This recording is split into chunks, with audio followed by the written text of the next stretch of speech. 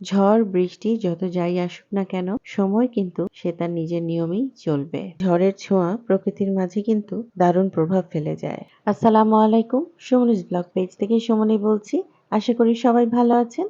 আমরা আল্লাহর রহমতে ভালো আছি। বাসার গাছগুলো একেবারেই নষ্ট হয়ে গেছে। গত রাতের বৃষ্টি ঝড়, সকালের বৃষ্টি ঝড় সবকিছুই যেন এলোমেলো করে দিয়ে গেছে। কদিন ধরে এত গরম পড়ছিল, আমরা ভাবছি যে বৃষ্টি কবে আসবে, আর যখন বৃষ্টি আসলো সবকিছু এলোমেলো করে দিয়ে গেল। তবে বৃষ্টির খুবই দরকার ছিল। চারিদিক একেবারেই ঠান্ডা হয়ে গেছে আলহামদুলিল্লাহ। আমার বেশিরভাগ ক্ষয়ক্ষতি হয়েছে গাছগুলোর। অনেক গাছই ভেঙে গেছে। কিছু নতুন সবজি গাছ লাগিয়েছিলাম, সেগুলো নষ্ট হয়ে গেছে। গাছের ফলগুলো ঝরে পড়েছে। তবে মন খারাপ করছি না। আশেপাশে যারা আছে সবাইকে এর অংশীদার করব।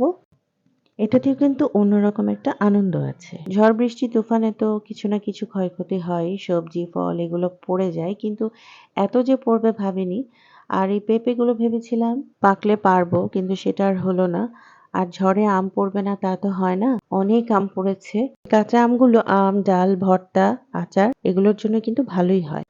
দেখা যাক কি করি। সকালে উঠে দেখি ঝড় বৃষ্টি হয়েছে, আর আমাদের মেয়েদের সবচেয়ে বড় চিন্তা যে আজকে সকালবেলা উঠে কি রান্না করব। দুপুরের আয়োজন রাতের আয়োজন সবকিছু যেন মাথার উপরে। তবে বৃষ্টি হলে কিন্তু আমাদের একটু সুবিধাই হয়। বৃষ্টি হলে এক কথায় আমরা খিচুড়িতে চলে যাই। খুব সহজ রেসিপি, খিচুড়ি ডিম ভুনা বা মাংস বা বেগুন ভাজি। আমার কিন্তু খিচুড়ি ভালোই লাগে বৃষ্টির দিনে।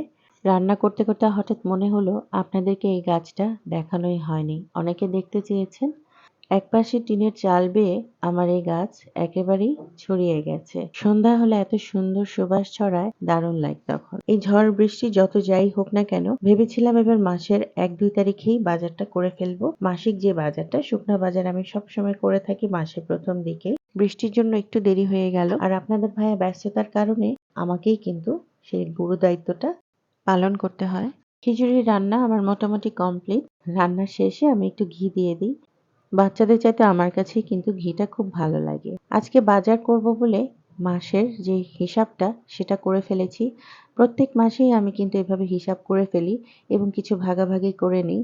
যেমন শুকনা বাজার বা কাঁচা বাজার যেগুলো থাকে, সবজি বাজার, মাছ, মুরগি, মাংস যেটাই হোক সবকিছু আমি আলাদা করে হিসাব করে নিই। আমি জানি আমার মতো অনেকেই আছেন এভাবে বাজার করে ফেলেন। মাসের প্রথম দিকেই বাচ্চাদের টিউটর থেকে আরম্ভ করে বাসার যে হেল্পিং হ্যান্ড আছে, মাসের প্রথম দিকে কিন্তু আমি খরচগুলো আলাদা করে সরিয়ে ফেলি। তবে কাঁচা বাজার একবারে বেশি করে করে রাখতে পারি না, কিছুদিন পর পর করতে হয়। ছোটবেলা থেকে আম্মুকে দেখতাম, আম্মু সব কিছু বাজার প্রথম দিকেই করে রাখতো এবং হিসাবগুলো খাতায় লিখে রাখতো। এখনো কিন্তু তাই। আসলে একান্নবর্তী পরিবারে আমি বড় হয়েছি। এখনো আমি একান্নবর্তী পরিবারেই। যৌথ পরিবার হলে হয়তো হিসাবটা অন্যরকম হতো, সেটা আমার জানা নেই। তবে আম্মুর কাছ থেকে এটাও শিখেছি যে বাজারের খরচ যেভাবেই করি না কেন, বাজারের খরচটা কিন্তু একবারেই সব শেষ করে ফেলতে হয় না। কিছুটা হলেও তুলে রাখতে হয়। বাজার শেষ করে রান্না শেষ করে ছোটটাকে একটু নিয়ে বসেছি যে ওকে খাওয়াবো। আর ওর খাওয়াটা হয় টিভি দেখে বা ওর কোনো একটা খেলার ছলে। ও খেলতে খেলতে খায়। কখনো আলাদাভাবে বসিয়ে আমি যদি বলি তোমাকে এখন খেতে হবে, কখনোই সে খায় না। আরেকটা কথা বলতে ভুলে গেছি, সংসারের খরচ যাই করি না কেন, সেভিংস এর ব্যাপারটা কিন্তু আমাদেরকে মাথায় রাখতে হয়। হোক সেটা অল্প বা বেশি, বিপদের সময় কিন্তু এই সেভিংসটাই কাজে লাগে। আজ এ পর্যন্তই। ভালো থাকবেন, সুস্থ থাকবেন। দেখা হবে অন্য কোনো ব্লগে। আসসালামু আলাইকুম।